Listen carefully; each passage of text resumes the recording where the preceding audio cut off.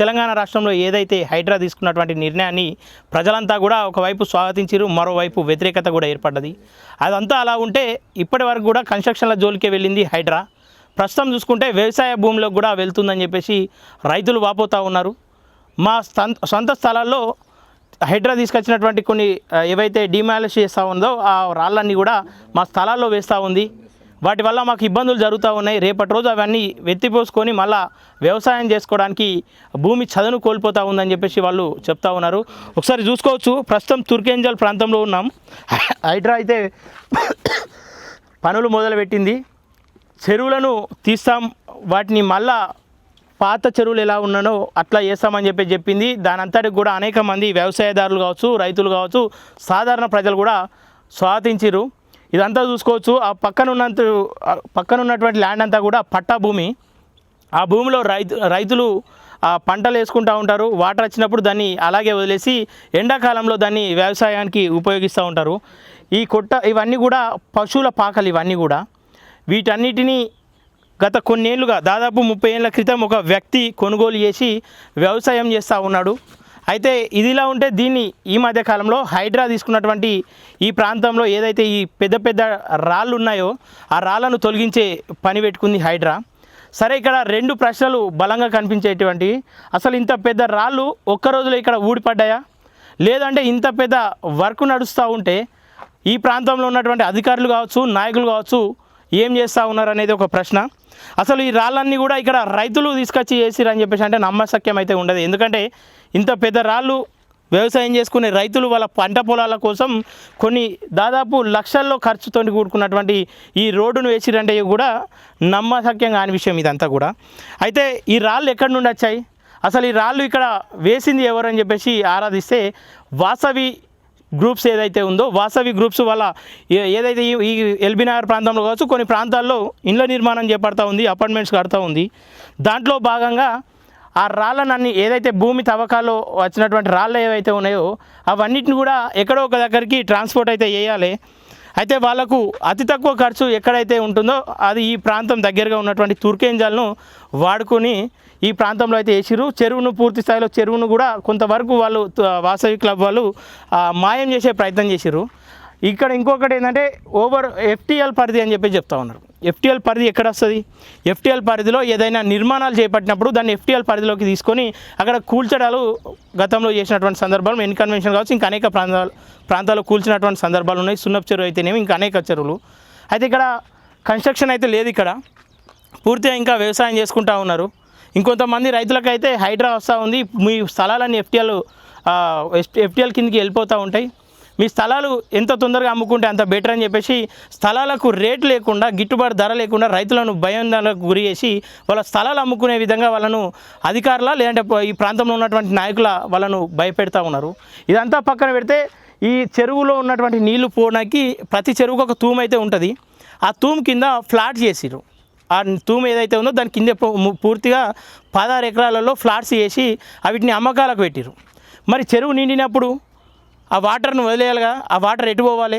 తూములనే కబ్జా చేసి పక్కన పెడితే ఏవైతే ఫ్లాట్స్ ఉన్నాయో ఫ్లాట్లోకి వెళ్ళన్నా వాటర్ మరి ఎక్కడికి వెళ్ళాలి? అక్కడ కూడా కొంచెం హైడ్రా అధికారులు కావచ్చు, ఎవరైతే రంగనాథ్ గారు ఈ ఏదైతే ఈ ఇష్యూను తన సొంత కళగా నెరవేరుస్తూ ఉన్నామని చెప్పి చెప్తా ఉన్నాడో, చాలా బాధ్యతగా నెరవేరుస్తా అని చెప్పి చెప్తా ఉన్నాడో, ఆయన ఒకసారి ఆ ప్రాంతం అంతా కూడా చూడాల్సిన అవసరం ఉంది.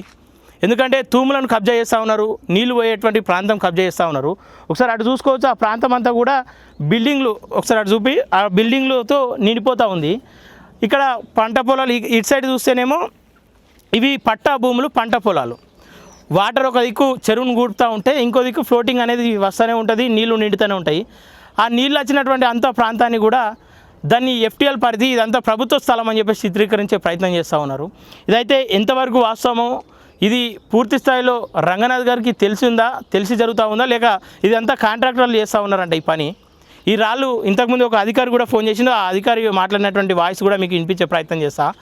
అధికారి చెప్తా ఉన్నాడు, కాంట్రాక్టర్ మాకు తెలియక చేస్తూ ఉన్నాడు, నిజంగా రైతులకు ఇబ్బంది ఉంటే మేము దాన్ని ఖచ్చితంగా వ్యతిరేకమని చెప్పి చెప్తా ఉన్నారు. సంతోషం, హైడ్రా అధికారులు రైతుల పక్షాన ఆలోచిస్తున్నారంటే సంతోష విషయమే.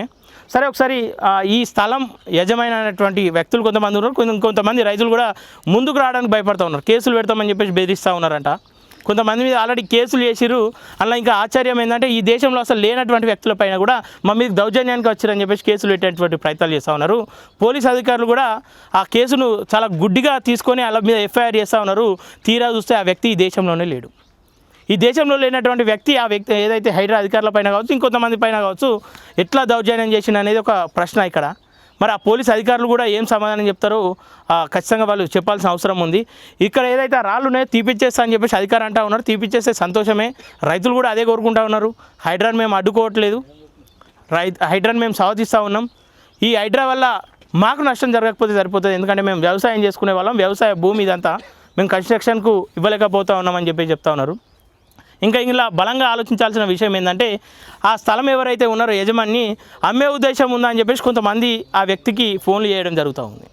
అంటే అమ్మే ఉద్దేశం ఉందా అని చెప్పేసి ఎందుకు అడుగుతూ ఉన్నారు, అంటే అడిగిపిస్తున్నటువంటి వ్యక్తులు ఎవరు, అమ్మితే ఎంత ధరకు అనేటువంటి ప్రశ్నలు చాలా బలంగా కనిపిస్తూ ఉన్నాయి. సరే, ఆ వ్యక్తి కొంత అంతో ఇంతో రాజకీయ స్పృహనో లేదంటే సమాజం మీద స్పృహ ఉండేవు, నేను భూమి అమ్మను వ్యవసాయానికి ఉపయోగిస్తా అని చెప్పి చెప్తా ఉన్నాడు. మరి హైడ్రా భయానికో లేదంటే అధికారుల భయానికో కేసుల భయానికో ఒకవేళ అమ్మేస్తే నిజంగా రైతు పరిస్థితి ఏంది? వ్యవసాయం చేసుకునే రైతులు వీళ్ళంతా కూడా నిజంగా ఇంత కమర్షియల్ ఏరియాలో వ్యవసాయానికి ఇంకా భూమిని వాడుతుర్రా అంటే వాళ్ళ పరిస్థితి ఎట్లా ఉంది, వాళ్ళ కుటుంబ నేపథ్యం ఎట్లాంటిది అని చెప్పేసి ఆలోచించాలి. ఎందుకంటే కన్స్ట్రక్షన్ చేసుకొని ఫ్లాటింగ్ చేసి అపార్ట్మెంట్స్ చేసి అమ్ముకోవాలంటే చాలా అవకాశాలు ఉంటాయి. కానీ ఇంకా కూడా ఆ కట్టేటువంటి స్తోమత లేక లేదంటే వ్యవసాయాన్ని విడిచిపెట్టుకోలేక వాళ్ళు ఈ స్థలాన్ని పూర్తి స్థాయిలో వ్యవసాయానికి వాడుతూ ఉన్నారు. ఒకసారి మాట్లాడే ప్రయత్నం చేద్దాం, ఏమనుకుంటా ఉన్నారు రైతులు, ఆ స్థలం యజమాని ఏం చెప్తా ఉన్నాడు, అసలు వాళ్ళ డిమాండ్ ఏందో ఒకసారి మాట్లాడే ప్రయత్నం చేద్దాం. అన్న మీది ఇక్కడనేనా? ఇక్కడండి. చెప్పండి, ఏమంటా ఉన్నారు అధికారులు, ఏమంటా ఉన్నారు, మీరు ఏం కోరుకుంటా ఉన్నారు? అధికారులకి మేము ఇన్ఫార్మ్ చేసినాము. చేసినప్పుడు మీ దానిలో ఏమేమి ఇక్కడ నుంచి తీసి లిఫ్ట్ చేసి వేరే దగ్గర వేస్తామని చెప్పి కొద్ది రోజులు ఒక 10 రోజులు టిప్పర్లు పెట్టి తోల్పించారు. తర్వాత ఇది ఖర్చు ఎక్కువ అవుతుంది, కాంట్రాక్టర్ ఇబ్బంది పడుతుంది అని చెప్పి ఇటు చెరువుల సగము ఇటు ప్రైవేట్ లైన్ల సగం మీరు చూస్తున్నారు కదా. ఎక్కడైతే ఈ పద్ధతి ఎక్కడన్నా ఉందా మీరు దయచేసి అధికారులు వచ్చి పరిశీలించాలి. దీన్ని తక్షణమే మాకు రైతులకు న్యాయం చేయమని మేము కోరుకుంటున్నాం. ఓకే, మీ స్థలాల్లో వేసేటప్పుడు అధికారులను అడిగిరా మీరు? అడిగినామండి, కంప్లైంట్ కూడా చేసినాము. మేమేమో ఇక్కడ వేరే దగ్గర లిఫ్ట్ చేస్తాము, ఇక్కడ నుంచి వేరే దగ్గరికి షిఫ్ట్ చేస్తామని చెప్పిండ్రు. ఇప్పుడు చెరువులో సగం వేస్తారు, ఇక్కడ సగం వేస్తున్నారు. ఇంకా దీన్ని తీయమంటే ఎవరని మేము మొదట్లో చేసేటప్పుడు మేము రైతులు అండి పోతామంటే కూడా మా భూముల దగ్గర పోనీయలేదు, స్థలాలకు పోనీయలేదు. ఇప్పుడు మాత్రం అధికారులు మాత్రం తీపిస్తాం పరిశీలిస్తామని చెప్తున్నారు. ఇప్పుడు తమరితోనే మాట్లాడినారు కదా, అదే రకంగా వారు వచ్చి చూసి మాకు న్యాయం చేస్తే సంతోషం మేము మా రైతులుగా. ఓకే అన్న చెప్పండి మీరు. ఇప్పుడు ఇది మాది పట్టా భూములు అండి ఇవి. ఇక్కడ మా సర్వే నెంబర్ ప్రకారంగా హైడ్రాలో ఉన్న ఏదైతే డిజైన్ ఉందో మ్యాప్ ఉందో దాంట్లో మా సర్వే నెంబర్ FTL కానీ బఫర్ జోన్ కానీ లేదండి. ఓకే, ఇది ఏదైతే రోడ్ వేసినారో ఇది మొత్తం మా పట్టా భూములకు వేసినారు. పశువులు కానీ మన పంట వేసుకోకుండా టోటల్గా ఆక్రమించేసినారు. ఇది మేము అసలు కాలినడకన కూడా పోకుండా మొత్తం పెద్ద పెద్ద రాళ్ళు వేరే ఎక్కడి నుంచి తెచ్చేసినారో తెలియదు. ఈ రోడ్డు చెదరగొడుతున్నారు. ఓకే, ఇక్కడి నుంచి తీసేసి వేరే ఎక్కడన్నా వేసేయండి. అక్కడ పైనుంచి మొత్తము అక్కడ ఆక్రమించినారు. అది FTL ఉంటుంది, అది బఫర్ జోన్ ఉంటుంది. అక్కడ వాటి మీద యాక్షన్ తీసుకోవాలి ముందు. అక్కడ పైన మొత్తం లేపుకుంటా వస్తున్నారు. మా పంట పొలాలకు నీళ్ళు వస్తున్నాయి. ఇక్కడ ముందు అక్కడ యాక్షన్ తీసుకోకుండా ఇక్కడ ఈ రోడ్డు తీసేసి మా పంట భూములలో వేసేసి మమ్మల్ని చాలా ఇబ్బంది పెడుతున్నారండి. ఇది ఓకే, అధికారులను అడిగినప్పుడు ఏం చెప్తా ఉన్నారు? మేము లాస్ట్ ఒక 15 days బ్యాక్ వచ్చినారు, స్టార్ట్ చేసినారు. ఇక్కడ మేము అడిగినాము, ఇక్కడ ఇవన్నీ ఎక్కడ వేస్తారు, ఈ గుండ్లు ఎక్కడ వేస్తారు అంటే తీసి వేరే దగ్గర వేస్తామని చెప్పారు. కాంట్రాక్టర్ ఎవరున్నారో తెలియదు. కాంట్రాక్ట్ మరి తక్కువ ఖర్చులో కంప్లీట్ చేసుకోవడానికి ఆలోచిస్తున్నారో ఏందో. సగం రోడ్ వచ్చేసి చెరువులో మూసేస్తున్నారు, సగం రోడ్ వచ్చేసి మొత్తం గుండ్లు మట్టి ఇదంతా తీసేసి మా పట్టభూములలో వేస్తున్నారు. చాలా ఇబ్బంది అవుతుంది మాకు. ఇప్పుడు తను సూపర్వైజర్ ఎవరో మాట్లాడినారు, ఆయన చెప్పిన ప్రకారంగా ఇవన్నీ తీపిచ్చేస్తే మాకు ఇబ్బంది ఉండదు, సంతోషంగా ఉంటుంది. దాని మీద కొంచెం మీరు చూడండి. ఓకే, నా పేరు నరసింహారెడ్డి. ఇప్పుడు హైదరాబాద్ మీద అని చెప్పేసి అంతా తీసేస్తుంది కదా, తవ్వు ఉండేనా మునుపు? మొదలు ఉండేది కానీ వాటర్ వచ్చి అయిపోయింది. వాటర్ వచ్చి పోలేకపోయారు ఎవరు. అది కూడా మళ్ళీ ఇంకో ఏం చేశారంటే ఆయన ఎవరో మరి మట్టి ఓపించాడు మొత్తానికైతే. మేము రోడ్ అవుతుంది అని అనుకున్నాం. ఇంకొకటి ఏంటంటే వాస్తవానికి ఇది ఒక్కరికి ఉపయోగపడే రోడ్ ఏం కాదు, జనాలు అందరికి ఉపయోగపడే రోడ్. ఇప్పుడు ఒక బాయికి ఇప్పుడు అందరు పోయేది. ఇప్పుడు ఎంజాలు పోవాలంటే మా ఊరోళ్ళు పోవాలనుకుంటే ఇక్కడి కాలనీ వాళ్ళు మొత్తం ఇట్లా వెళ్ళిపోయేది. ఇప్పుడు ఈ కాలనీ నుంచి ఇట్లా దగ్గర అవుతుంది కదా సార్ ఇప్పుడు. నువ్వు చూసిన ఎంతకాలం అవుతుంది? ఇప్పుడు నా లైఫ్ అంతా అయిపోయింది. ఇప్పుడు నేను 61 సంవత్సరం ఉంటాను నేను. 61 సంవత్సరాలు ఈ తోలు నడిచిరా? ఎప్పుడు రన్నింగే. కాకపోతే అప్పుడేమో వ్యవసాయం ఉండే. ఇప్పుడు కాలనీ లైన్ నుంచి కూడా ఇట్లా వెళ్ళారు. ఓకే, ఇప్పుడు నీళ్లు మున్పడు ఇట్లనే ఉంటుండేనా? ఇప్పుడు లేదు, డ్రైనేజ్ వాటర్ ఎప్పుడైతే కలిసినాయో అప్పటి నుంచి నీళ్ళు తగ్గడం అనేది లేదు. ఓకే, అంతకుముందు ఒకవేళ వచ్చినా ఎంబడే వెళ్ళిపోయేది. ఒక 2 నెలలు 3 నెలల్లో వాటర్ వెళ్ళిపోయేది. ఓకే, ఇప్పుడు డ్రైనేజ్ ఇండ్లు ఎక్కువ అయిపోయినా కొద్దిగా డ్రైనేజ్ వాటర్ లెక్క లేకుండా వస్తున్నాయి. అప్పటి నుంచి నీళ్లు ఇంకా పెరగడమే కానీ తగ్గడం లేదు. ఓకే, ఆ భారీ వర్షం పడ్డ నాడే మొత్తం బయటికి వెళ్ళిపోయింది, అలిగి వెళ్ళిపోయింది. మళ్ళీ ఇప్పుడు అప్పటి నుంచి ఇప్పటి వరకు కూడా తగ్గుడు అనేది లేదు. అటు తూమిడతలేరు, ఇటు డ్రైనేజ్ వాటర్ ఇండ్లు అయిపోయినాయి. అది మొత్తం జనాలు ఎక్కువ అయిపోయారు, నీళ్ళు ఎక్కువ వాడు. ఇప్పుడు మా పొలం కూడా పోయింది 5 ఎకరాలు. మాది ఇప్పుడు ఈ పక్కనే ఓకే, 5 నీళ్ళనే ఉంది. ఇప్పుడు మళ్ళీ తేలినప్పుడు చేసుకుంటావా నువ్వు? తేలినప్పుడు చేస్తామేమో కానీ ఇప్పుడు తేలేదు అన్నాడు. ఇప్పుడు 5 సంవత్సరాలు అయింది. పట్టనే 5 ఎకరాలు పోయింది. నా ఒక్కది కాదు, ఇప్పుడు మా ఆగస్టులో మేము నలుగురిది కలిపి 5 ఎకరాలు పోయింది. 5 ఎకరాలు పోయింది. ఇప్పుడు ఎట్లా మరి మీరు ఏమనుకుంటారు? అధికారులకు ఏమో చెప్పాలి. ఇక ఇప్పుడు ఒక్కరితో అయ్యేది కాదు. ఇప్పుడు జనాలందరూ కూడి ఏదైనా మాట్లాడితేనేమో అవుతుంది. అది ఆలోచన ఉందా మాట్లాడదాం మరి అధికారులతో? ఇక మరి అందరు కూడితే అవుతుంది. ఇప్పుడు నేను ఒక్కని ఏం చేస్తా దానికి? అంటే దీనివల్ల నష్టం ఏమైనా జరుగుతుందా ఎవరికి? మీకు. ఇప్పుడు తొవ్వ తీసేస్తారు కదా. అవును, ఏమైనా ఇబ్బంది అవుతుందా? ఇప్పుడు నేనైతే ఇప్పుడు అక్కడ ఉన్న వాళ్ళకైతే చాలా ఇబ్బంది అవుతుంది. పొలాలు ఒక 4-5 పొలాలు ఉన్నాయి, బంగ్లాలు ఉన్నాయి. మరి పొలాలు ఉన్నాయి, పొలాలే పొలాలు ఉన్నాయి. ఇప్పుడు పొలాలకి ఇబ్బందా మరి? పొలాలు ఎన్ని ఉన్నాయంటే ఇప్పుడు ఇంచుమించు అదొక 7-8 ఎకరాలు, 6-7 ఎకరాలు, ఒక 20 ఎకరాలకు ఇప్పుడు ఇబ్బంది. పొలాలు ఇంచుమించు వ్యవసాయదారులే, అందరు వ్యవసాయం. సుమారుగా 20 ఎకరాలు కడుతురా మరి? ఏం లేదు, కట్కం అనేది లేదు ఇంత వరదాకనైతే. కట్కం కూడా ఇప్పుడు ఎట్లా ఇస్తారు? FTL అని ఇదే అనేది ఉంది కదా. అంతకుముందేమో FTL కూడా లేవట్ చేసిరు. అవును, ఇప్పుడైతే పర్మిషన్ ఇయర్ వాళ్ళు కట్టరు. ఇది కాని పని. మరి భయానికోళ్ళని అమ్ముతురా భూములు? ఎవడు అమ్ముతాడు? పోయినాయి నీళ్ళలో పోయినాయి. కొనేటోడు కూడా అమ్మినా కానీ అంతే. ఇప్పుడు మా 5 ఎకరాలు కొనమని ఎవడు కొంటాడు? ఎవడు కొంటాడు? నీళ్ళలో మునిపోయి పోయింది. నెత్తికి చేతి పెట్టుకొని సపరేట్ అడుగుకోవాల్సిందే. ఇప్పుడు మరి ఎటు పోతున్నాను? మాది ఇక్కడ ఉండదు. ఇంకో ఈ పక్కన కూడా మాకు నా భాగానికి 1 ఎకరం ఉంటుంది. ఇంకో ఎకరం ఈ పక్కన ఉంటుంది. మరి అటు నీళ్ళు వస్తున్నాయి ఏమన్నా? అటు నీళ్ళు దూరం ఉంటుంది కదా. ఈ 5 ఎకరాలు మునిగింది, అది ఒకటి ఉంది ఆడ. ఇప్పుడు 1/2 కిలోమీటర్ ఉంటుంది. ఇప్పుడు అక్కడ నుంచి ఈ రోడ్ నుంచి 1/2 కిలోమీటర్ ఉంటుంది. 1/2 కిలోమీటర్ రోడ్ ఉంటే ఆ గొడవ పంటి. ఇప్పుడు ఇలా బావి మీదకి ఇట్లా వెళ్ళిపోతున్నాం. ఇప్పుడు ఈడు దాకా వస్తాయి కదా నీళ్లు, ఈ ఆఫ్ చెట్టు దాకా వస్తాయి. వాటర్ లెవెలింగ్ ఆడికేం చలిపోయేటప్పుడు ఇప్పుడు ఈడు దాకా వస్తాయి. సరే, ఇప్పుడు ఈడు దాకా వస్తాయి. ఈడ కూడా పైనుంచి అక్కడ అలుగు పోయేటప్పుడు మొత్తం అయితే వ్యవసాయ భూములు ఇవన్నీ. వ్యవసాయం ఇప్పుడు 20 ఎకరాల దాకా ఉంది అంటున్నా కదా. ఇప్పుడు ఒక్క ఆయననే 12 ఎకరాలు ఉంది. ఎవరు? ఎర్ర అశోక్ అని. అవతల సుదర్శన్ రెడ్డి, ఏనుగు సుదర్శన్ రెడ్డి పట్టాలండి. ఆయనది ఒక మరి 7 భూములకు నీళ్ళు అలా తొవ్వ దాటి కూడా రాకపోయాయి. తొవ్వలో కూడా రాకపోయేది నీళ్ళు. ఇటు ఒక పోలెత్తు గుంతలు ఉన్నాయి ఇప్పుడు తొవ్వ పక్క నుంచి. ఆ గుంతలలోకి వచ్చి ఆగిపోయేది అంతే. తొవ్వ అయితే రాకపోతున్నాయి, ఇక తొవ్వలకు రాకపోయేది. డ్రైనేజ్ వచ్చి ఆగని చెప్తుంది. డ్రైనేజ్ వాటరే ఇది, వర్షం వాటర్ కాదు ఇది. వర్షంది కాదు ఇది, డ్రైనేజ్ వాటరే. ఇప్పుడు పోయిన సంవత్సరం ఈ టైంలో తగ్గినాయి, ఇప్పుడు ఇంకా పెరిగినాయి. ఈ సంవత్సరం ఇంకా పెరిగినాయి. ఎందుకంటే ఇండ్లు ఎక్కువ అయినా కొద్దిగా డ్రైనేజ్ కలపడం సుమారు ఇప్పుడు ఒక 50 కాలనీలు వస్తున్నాయి. ఇన్ని వస్తున్నాయి ఇప్పుడు ఇళ్ళకి. నాదరుగులు కుర్మ కూడా. ఇక మనకు తెలియదు కదా ఇది. నాకే ఇండ్లే ఉన్నాయి కదా ఇప్పుడు. 60 గదాలు ఇండ్లు అన్నీ. మరి ఎట్లా పోతాయి అటు నీళ్ళు? ఈ తూమ్ అంటే మరి దాన్ని ప్లేస్ ఉంది.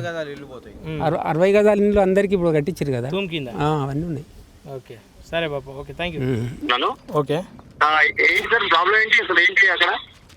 ఇక్కడ ఏదైతే చెరువు రాళ్ళు తీస్తురు కదా, రాళ్ళను పట్ట భూములు వేయమని చెప్పేసి ఎవరు చెప్పారని? పట్ట భూమిలో రాళ్ళను తీసి పట్ట భూములలో వేస్తురు కదా. అక్కడ ఎక్కడైతే మట్టి తీస్తున్నారో అక్కడ వెళ్ళిన రాళ్ళని మీ పొలంలో వేస్తున్నారా? అవును. ఓకే, అది ఇప్పుడు మళ్ళీ అవి ఎత్తిపోసుకోవాలన్నా దానికి అంతా కూడా ఎవరు భరించాలి? ఇప్పుడు మేము భరించాలన్నా? అయితే ఇప్పుడు ఒరుకు చేసేటప్పుడు రాళ్ళు ఎంత ఉంటుంది సార్? అంటే మామూలుగా పెద్ద సైజులు ఉంటాయా, చిన్న? పెద్ద సైజు రాళ్ళే మొత్తం. ఓకే, ఎంత వచ్చారు? ఎంత ఉండొచ్చు?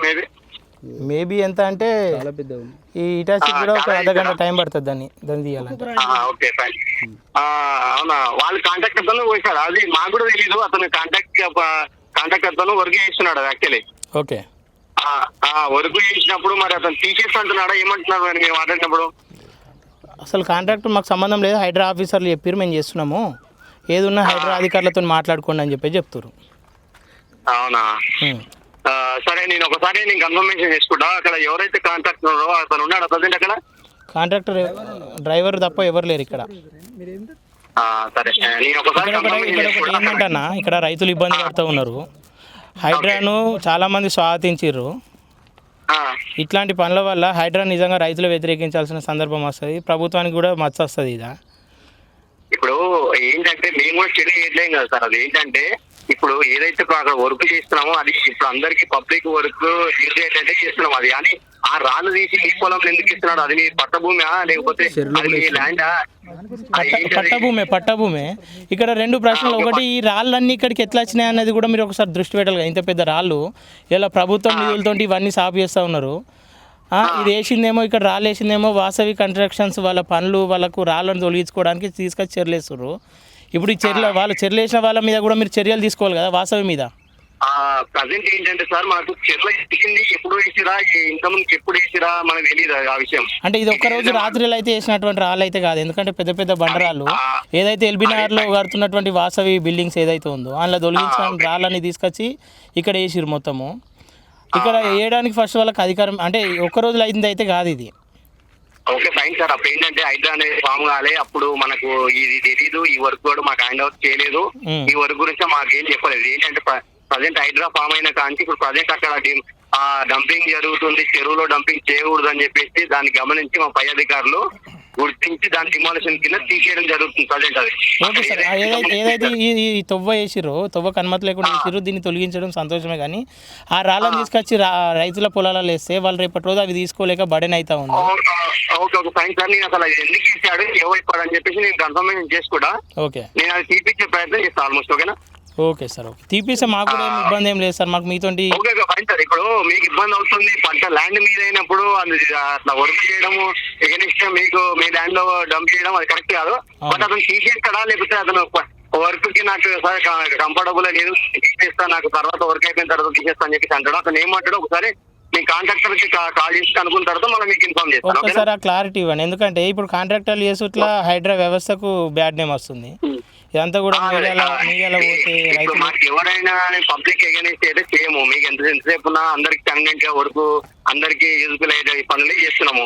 ఇప్పుడు అది గమనించి మీరు అర్థం చేసుకోవాలి. ఇప్పుడు ఏంటంటే మేము చెప్తాం ఫస్ట్ ఆఫ్ ఆల్ మాకు అతను ఎవరు, అతను ఏం చేస్తాడు, అసలు ఎందుకు పోయాల్సి వచ్చింది ఆ పొలం అని చెప్పేసి నేను కనుక్కోండి. ఓకేనా? Okay sir. Okay, thank you. కొంచెం వాళ్ళకంటే ఏ విషయం అని మేము మీడియానే వాళ్ళకు పొలం వాళ్ళకు రైతులకు ఒక విషయం క్లారిటీ ఇస్తే మాకు కూడా మీతో ఏం శత్రుత్వం లేదు. వాళ్ళు ఇబ్బంది పడుతూ ఉన్నారు. ఆ రాళ్ళు తీసుకోవాలంటే రేపటి రోజు లక్షల రూపాయలు అవుతాయి. ఆ ₹1,00,000 ఖర్చు పెట్టుకునే స్తోమత లేకనే ఇంకా వ్యవసాయం చేస్తాం. ఈ ప్రాంతంలో స్థలాన్ని ఏంటంటే ఎవరిని కన్సల్ట్ కావాలి, ఎవరిని అడగాలని చెప్పేసి వాళ్ళకి నాలెడ్జ్ లేకపోయి ఉండొచ్చు మేబీ. అది అక్కడ ఉన్న మాకు అక్కడ ఆల్రెడీ మా వర్కర్స్ డ్యూటీ చేస్తున్నారు మా కొలీగ్స్. వాళ్ళని అడిగి చెప్తుండే, వాళ్ళని కాంటాక్ట్ అడిగి మా దృష్టికి తీసుకొచ్చినా నేను దాన్ని ఎక్స్పెక్ట్ చేస్తుండే అసలు ఏంటి అని చెప్పేసి.